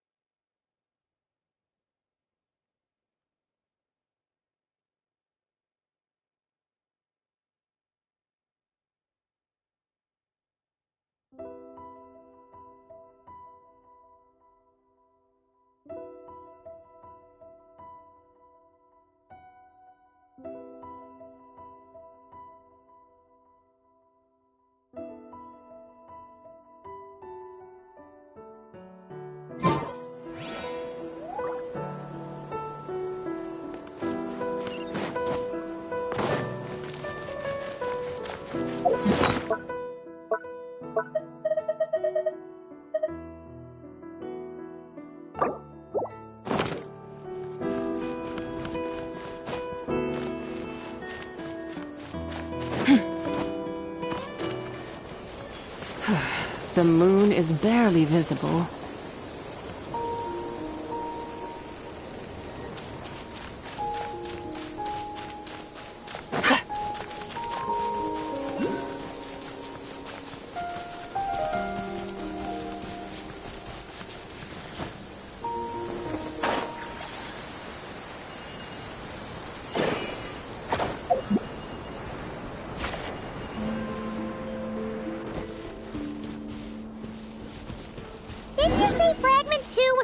Right here? Where the heck is it? Seems like we've run into a slight hindrance. Can I leave this to you, Honorary Knight? Be cleansed! Traveler, Paimon, when this is all over, I'm gonna invite you around for a drink of... Whoa! Stop thinking about Mondstadt's wine and keep your head in the game! You can't be daydreaming about alcohol before a battle! Huh? Well, all right, just trying to lift our spirits a little. You want to see some photos I took of me and the knights before the expedition, maybe? Shut up! Can we please just focus on finding the wolf spirit fragment?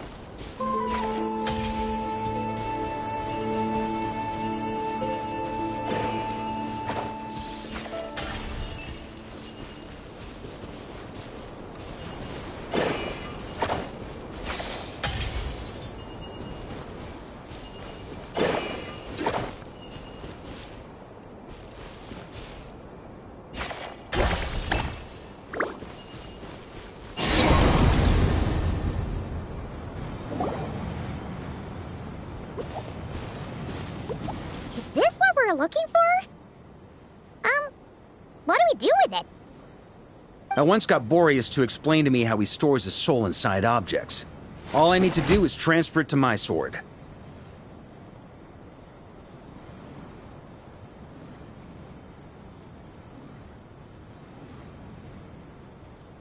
Just like back at the camp, but this time, you'd best step back a bit, just in case.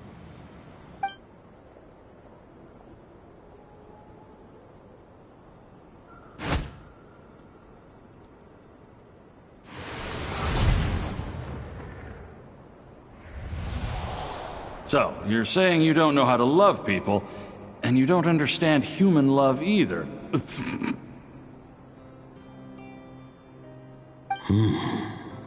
Why do you laugh? Sorry, I just think the fact you're ruminating on this is all the proof you need that you have love in your heart. I have a funny feeling that by the time this journey ends, you'll have found your own answer to the question of how to love. No, you're wrong. There is no redemption at the end of this path. Even if I am stained black with blood, my conscience will remain as white as snow. If pledging allegiance to the Abyss is the only way to sever the injustice of fate, then I shall serve in its name. Ugh!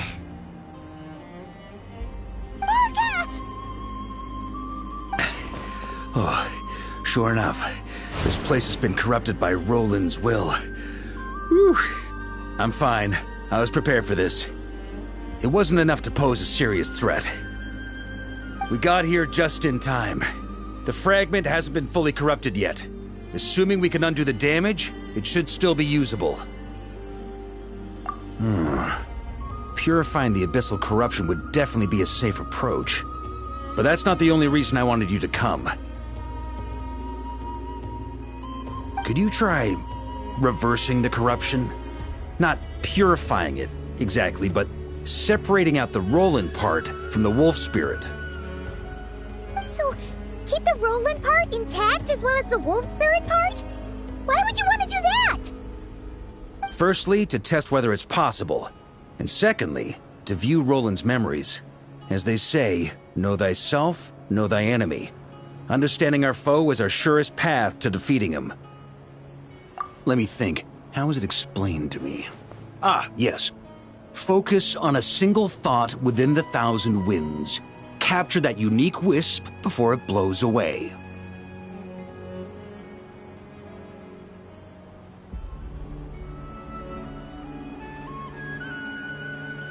Ha ha ha ha! Actually, neither do I.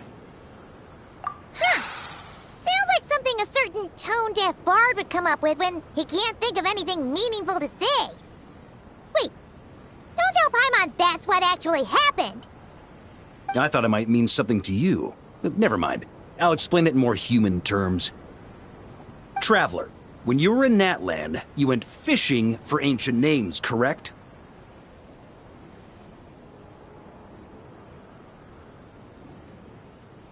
if I'm not mistaken, the Night Kingdom was like a river flowing with concepts, and you were trying to capture the concept belonging to a particular ancient name.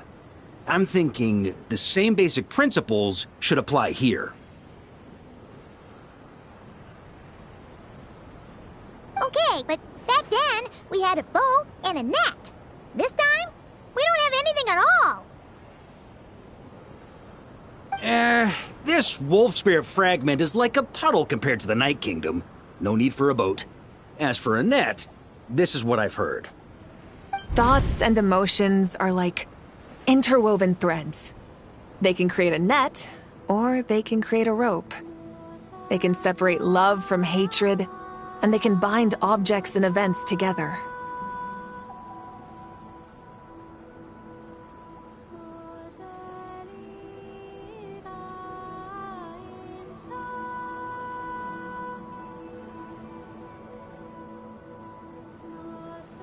Thought is the anchor for a being's existence, through which emotions are drawn forth.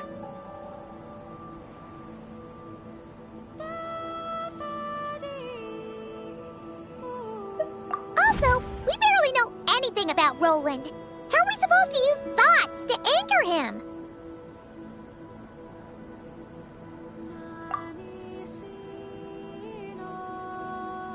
Well, maybe you could try this.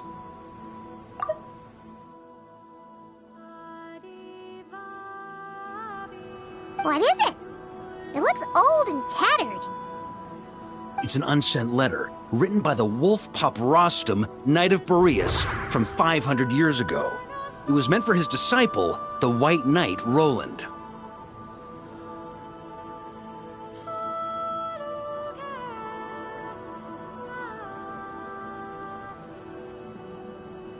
After Rostam lost his life in the Abyssal Calamity, Roland left Mondstadt to wander to Vat. Grandmaster Arundelen had wanted to deliver this letter to him. But trying to track Roland down was like chasing a shadow. He never did find him.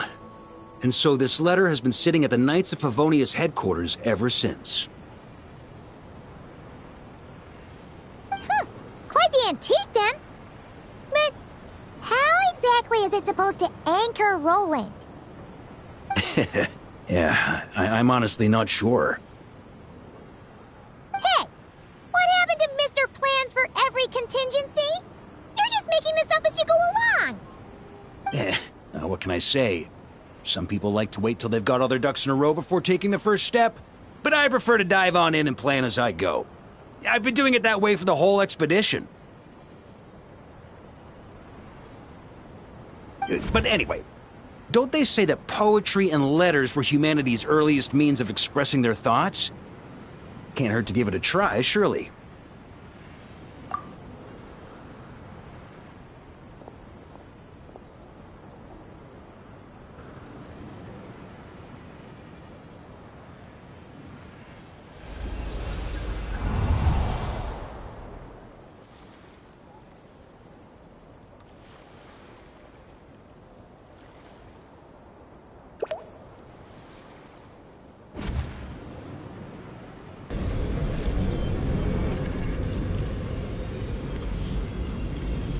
Whoa, it actually worked? You really are making this up as you go along! So the assimilation of souls really can be reversed, just like he said.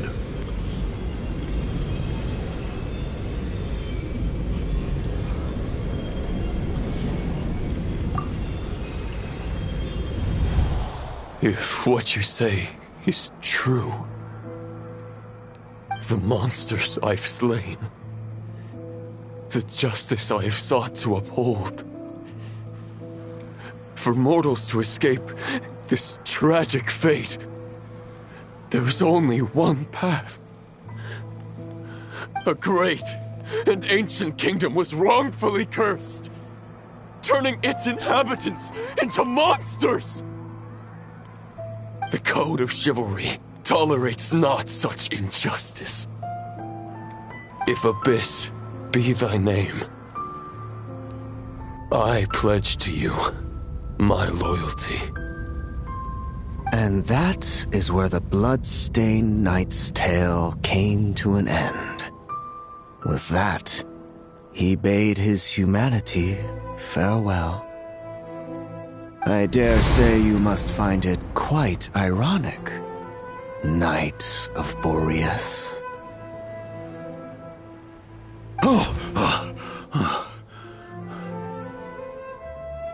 That I... Dainsleif? No. It bore a striking resemblance, but that wasn't him. While we gazed into the past, he was gazing right back at us.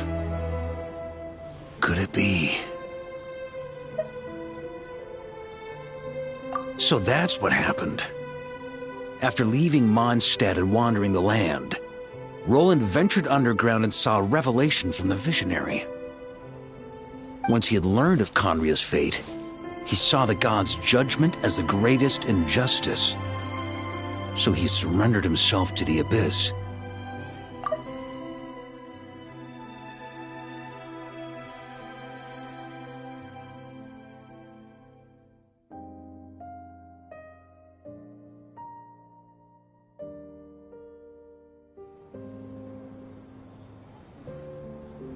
Giving them his knowledge, his power, his everything. That's why the Abyss can replicate him. Uh-oh. Does this mean we have to take on the Visionary this time?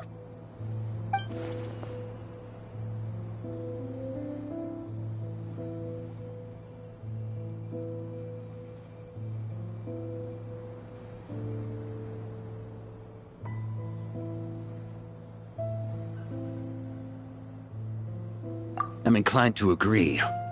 If our enemy could see the future, both the Wild Hunt and Roland would be acting with far more lethal precision. But even without the Visionary's input, Roland still has an intel advantage we can't afford to underestimate. Every minion of the Wild Hunt serves as Roland's eyes and ears. We need to think one step ahead if we want to outmaneuver him. And on that note, I have a plan I want to discuss with you. Well, the fewer people who know, the less likely it is to get leaked. Besides, it wasn't a fully formed plan back then.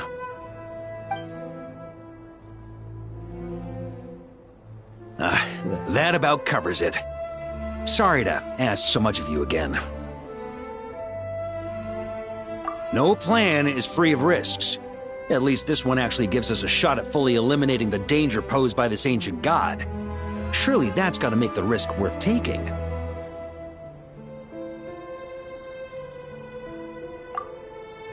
If I fail, Anselm and Albedo can take the reins. Not to mention we still have Jean in Mondstadt. Oh, there has to be another way! Like a backup plan? If only there were. But I don't think our enemy will give us enough time to find one.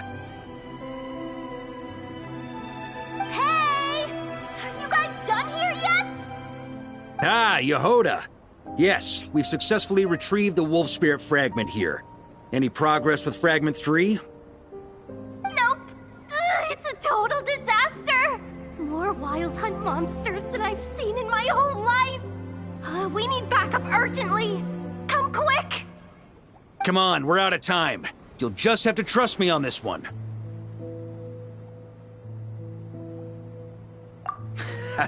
What can I say? I'm not the Grand Master for nothing. I'm counting on you, Honorary Knight.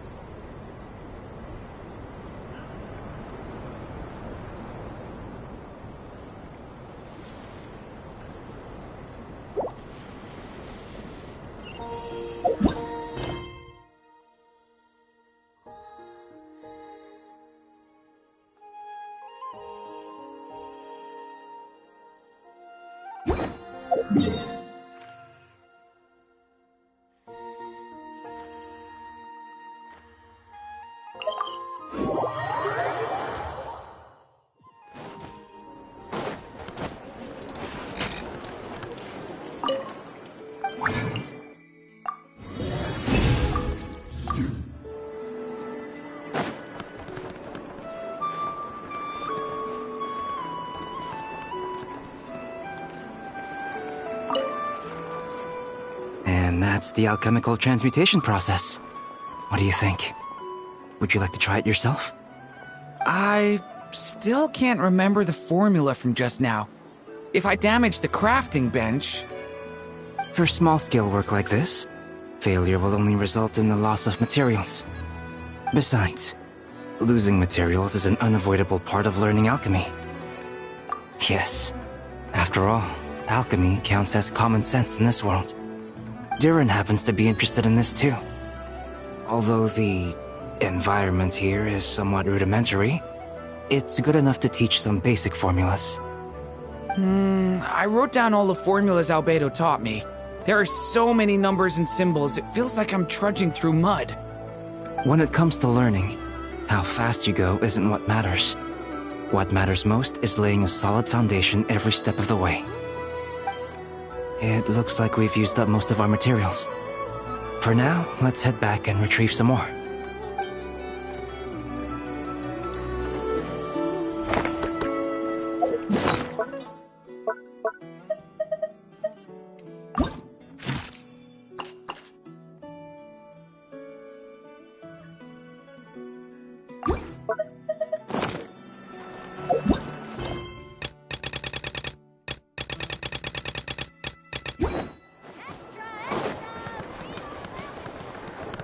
Ad Astra. Thank you for complete.